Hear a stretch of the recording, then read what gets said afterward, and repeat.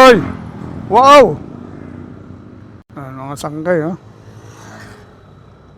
Muntik yung isang rider na yun, kainin yung linya ko.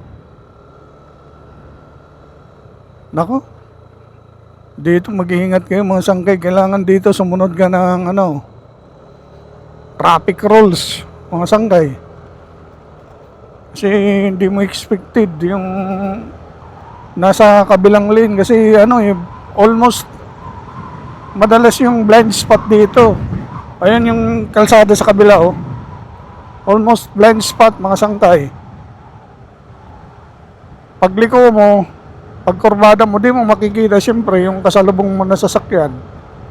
Eh kung hindi ka lulugar, ayan, oh, solid yellow line yan. Ibig sabihin, huwag kang overtake.